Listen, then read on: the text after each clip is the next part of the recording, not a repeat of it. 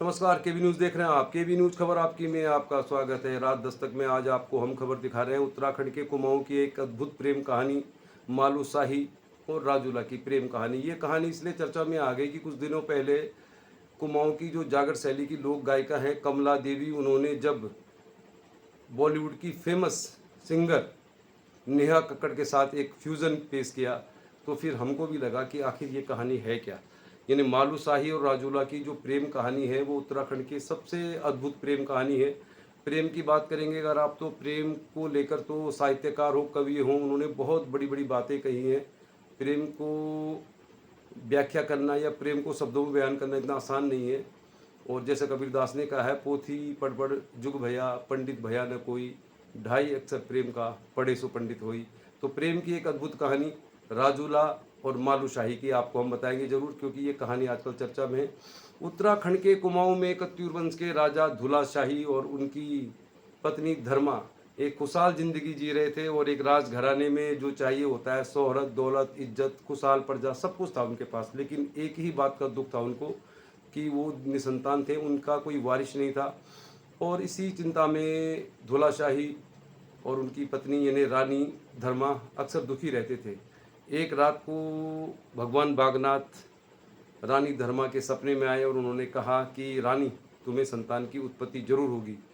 और फिर ये बात जब राजा को मालूम चली, यानी रानी धर्मा ने राजा को ये बात बताई कि भगवान बागनाथ उनके सपने में आए हैं और उनको संतान की प्राप्ति होगी, इस तरह का उन्होंने आश्वासन उनको दिया है। तो फिर धुला शाही और रानी धर्मा पहुंच गए बागेश्वर। बागेश्वर भगवान बागनाथ के मंदिर में पहुंचे तो वहां पर उनकी मुलाकात हो गई बागेश्वर के व्यापारी संपत्ति शौका और उनकी पत्नी गांगुली के साथ।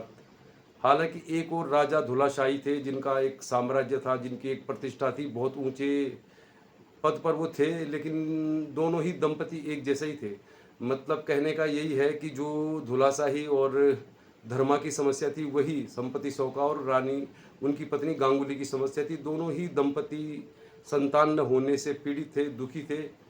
दोनों के बीच बहुत बड़ा गैप था, लेकिन इसके बावजूद दोनों का दुख एक जैसा था। तो दोनों मिले, दोनों के बीच बहुत अच्छी बातचीत हुई, गहरी दोस्ती हो गई। और भगवान बागनाथ के दर्शन करने के बाद दोनों ने वादा किया कि अगर उनके घर में बेटा बेटी होंगे तो वो उनकी शादी एक दूसरे के साथ कर देंगे। दोनों ही दंपतियों ने भगवान बागनाथ के दर्शन किए, उनका आशीर्वाद लिया और अपने अपने घर को विदा हो गए। कुछ समय बाद धुला शाही के घर में एक बेटे का जन्म हुआ जिसका नाम रखा गया मालू शाही। मालू शाही के पैदा होते ही धुला शाही के जो पुरोहित थे राज परिवार के, उन्होंने एक दुख भरी खबर राजा को बताई कि ये धुला शाही का जो पुत्र मालू शाही है, इसकी अल्पायु में मौत हो जाएगी। और ऐसी खबर सुनकर दोनों ही जो दंपति थे बहुत दुखी हो गए। यानी धुला शाही और उनकी पत्नी धर्मा को जो मालूम चला कि उनके घर में जो पुत्र पैदा हुआ है उसकी अल्प समय में मौत हो जाएगी, तो फिर उन्होंने पुरोहितों से इसका उपाय पूछा। पुरोहितों ने ये बताया कि अगर 5 दिन के अंदर मालू शाही का प्रतीकात्मक विवाह हो जाए तो फिर इनकी आयु लंबी हो सकती है, दीर्घायु हो सकते हैं। और फिर राजा धुला शाही को याद आ गए संपत्ति शौका और उनकी पत्नी गांगुली, जिनके साथ उन्होंने वादा किया था कि अगर उनके घर में बेटा बेटी होंगे तो फिर वो शादी कर लेंगे। और अपने पुरोहितों को उन्होंने सीधे भेज दिया व्यापारी संपत्ति शौका और उनकी पत्नी गांगुली के पास, और प्रतीकात्मक विवाह हो गया मालू शाही और राजूला का। लेकिन कुछ समय बाद कुछ ऐसा हुआ कि जिससे मुश्किलें बढ़ गई राजूला और मालू शाही की। कुछ समय बाद ही राजा धुला शाही का निधन हो गया। इस अकस्मात निधन के बाद राज दरबार के तमाम लोगों ने रानी को ये बताने की कोशिश की कि जिस लड़की के साथ प्रतीकात्मक विवाह हुआ है वो एक तरह से अपशकुन है। तो रानी को राज दरबारियों ने ये बताने में कामयाबी हासिल कर ली कि आने वाले समय में मालू शाही को नहीं बताया जाए कि उनका विवाह तय हो चुका है। और आपसी सहमति के बाद इस बात को पूरी तरह से छुपा दिया गया कि मालू शाही को मालूम न चले कि उनका विवाह पहले ही प्रतीकात्मक रूप से राजूला के साथ हो चुका है। समय बीतता गया, दोनों ही जो लोग थे यानी कि मालू शाही भी जवान हो गए और राजूला भी जवान हो गई। राजूला के जवान होने के बाद उनकी खूबसूरती के, उनके यौवन के चर्चे पूरे क्षेत्र में चर्चा का विषय बन गए। और एक बहुत ही खूबसूरत जो युवती थी राजूला, वो पूरे क्षेत्र में चर्चा का विषय बन गई। और होंठ देश के राजा विकी पाल को भी ये खबर मिल गई इसी दौरान एक बार राजूला ने अपनी माता से पूछ लिया कि जो बैराट है, यानी कि कत्यूर वंश के जो राजा थे, यानी कि जो चौखटिया के राजा थे, वो बैराट कहा जाता था।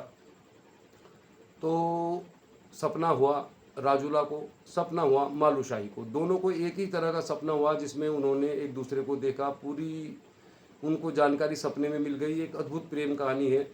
तो राजूला के मन में मालूशाही के प्रति प्रेम बढ़ता गया जब उन्होंने सपने में देखा कि उनका जो आगामी जीवन है, उसका जो जीवन साथी है वो मालूशाही है। मालूशाही को भी सेम वही सपना हुआ कि राजूला ही उनकी जीवन संगिनी है, लेकिन दोनों के बीच कोई संपर्क नहीं हुआ। राजूला के माता पिता इंतजार करते रहे कि जो वादा किया गया था धुलाशाही के द्वारा, शायद कोई खबर आएगी।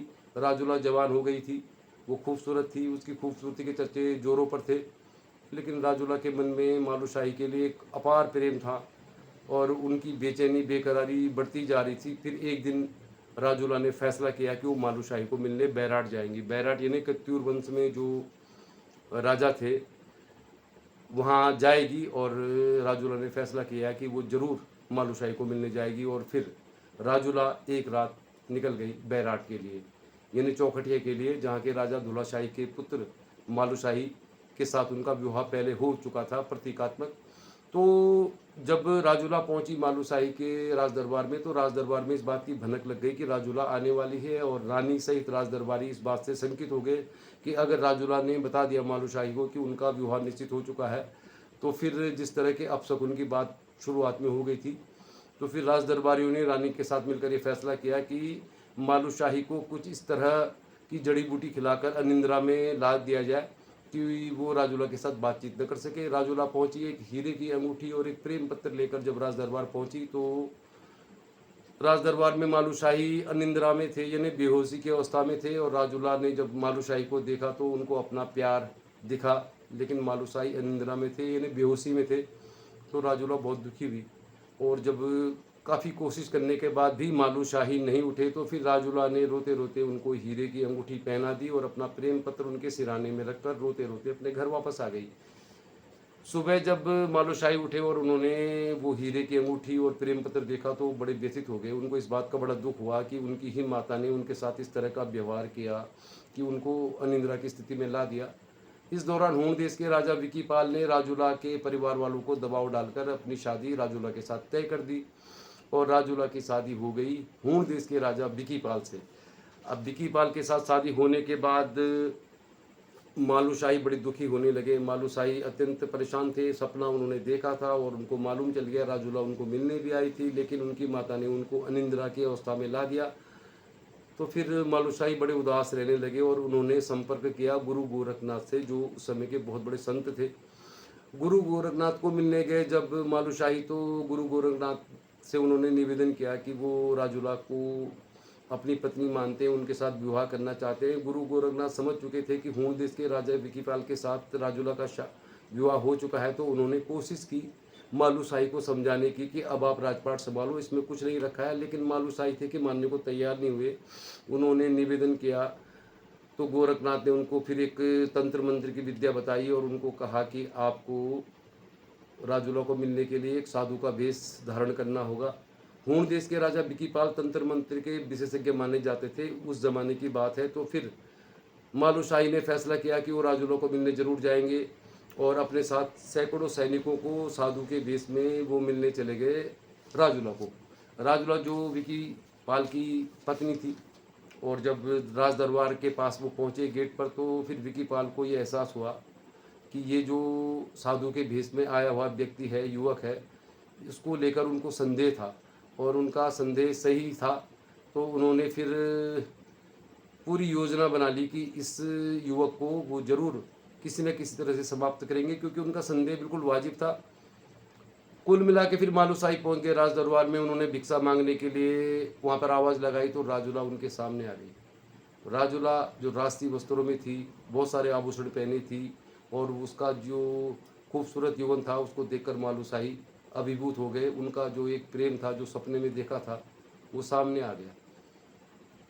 राजूला ने मालूशाही को देखते यही कहा कि आप अगर साधु हैं तो मेरा भविष्य बताइए।